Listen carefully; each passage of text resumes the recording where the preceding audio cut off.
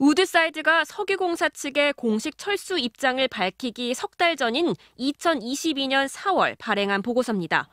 우드사이드와 BHP가 합병하면서 에너지 평가사인 가프니클라인이 5년 내에 시추 가능성이 있는 각사의 에너지 개발 현황을 평가했습니다. 우리나라 동해에 대한 내용도 나옵니다. 보고서에서는 대개와 집게라는 잠재 구조가 측정됐다면서 2008년 2D와 2014년 3D 데이터에 기반했지만 2021년 새로 3D로 탐사한 자료를 결합해 해석에 활용했다고 돼 있습니다. 우드사이드가 대규모 3D 데이터를 충분히 분석하지 못한 채 철수했다는 우리 정부의 설명과는 배치되는 부분입니다. 대규모 3D를 해놓고 충분한 평가를 하지 못하고 이미 철수를 하겠다는 의사를 통보를 했는데요. 그 배경을 보면은 BHP사와 이미 그 합병 논의가 지속되고 있었던 것으로. 보고서는 이 두 곳에 대해서 매우 위험하고 탐사 초기 단계라고 평가했습니다. 그러면서 대개와 집게가 시추까지 이를 확률, 즉 유망 구조로 판명될 확률이 각각 75%와 25%로 분석했습니다. 사업성이 없어서 철수를 했다는 그의 8월 보고서보다 훨씬 구체적인 평가와 수치가 담긴 겁니다. 구조 같은 건 있는데 지금 그게 프로스펙트가 되려면은 근원암이니 이런 모든 다른 요건들이 다 있는지 확인을 하고 거기는 이제 아직 거기까지 안 간 거예요. 하지만 비슷한 지역의 탐사 자료를 분석한 액트지오는 분석 10여 개월 만에 석유가 들어있을 가능성이 높은 유망 구조가 7개 있다고 밝혔습니다. 석유공사는 액트지오는 우드사이드가 탐사하지 않은 6-1 광구 중부동부에 대한 추가적인 3D 데이터를 분석했으며 같은 지역을 분석했다 하더라도 해석이 다를 수 있다고 해명했습니다. MBC 뉴스 장슬기입니다. 호주 석유개발업체 우드사이드가 동해 유전 탐사에 착수한 건 지난 2007년부터입니다. 이후 10년 동안 동해 8광구와 6-1 광구 북부 지역에 대한 탐사를 진행했습니다. 이번에 액트지오가 분석한 곳과 같은 지역입니다. 우드사이드는 탐사뿐만 아니라 실제 시추까지 했습니다.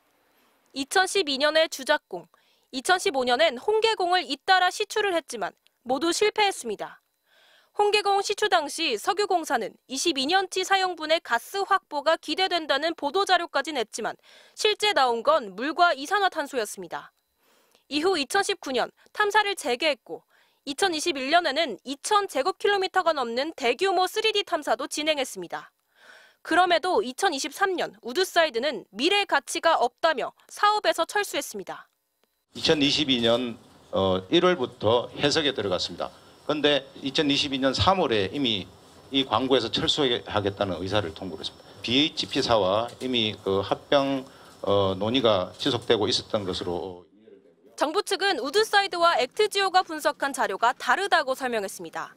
기존 8광구와 6-1 광구 북부에서 석유공사와 우드사이드가 진행한 대규모 3D 탐사에 더해 석유공사가 자체적으로 실시한 6-1 광구 중동부의 3D 탐사 자료까지 액트지오에 제공했다는 겁니다. 이번에 우리가 제시한 유망 구조는 홍계 구조와 주작 구조와는 전혀 상관이 없는 새로운 유망 구조 7개를 발견하신 겁니다.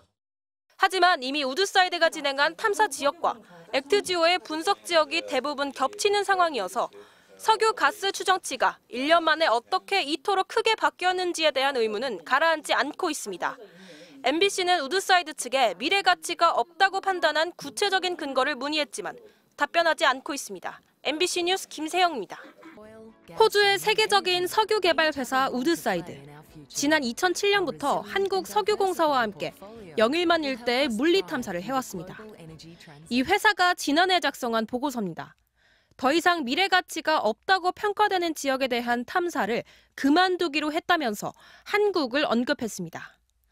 우드사이드가 철수한 지역은 영일만 일대인 동해 8광구와 6-1 광구 북부 지역으로 이번에 정부가 최대 140억 배럴의 석유, 가스 매장 가능성이 있다고 한 지역입니다.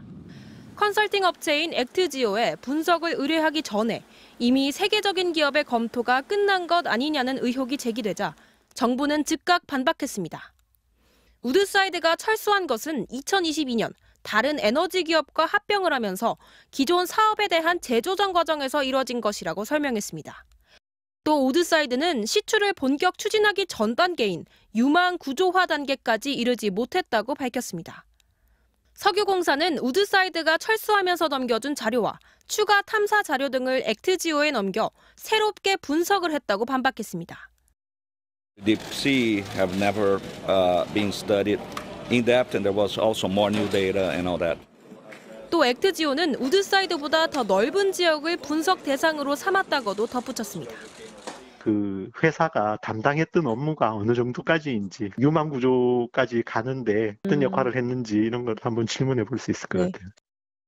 가스전의 경제성과 액트지오사의 신뢰성 등 제기된 의혹들이 내일 기자회견에서 얼마나 해소될 수 있을지 주목됩니다. MBC 뉴스 김세영입니다.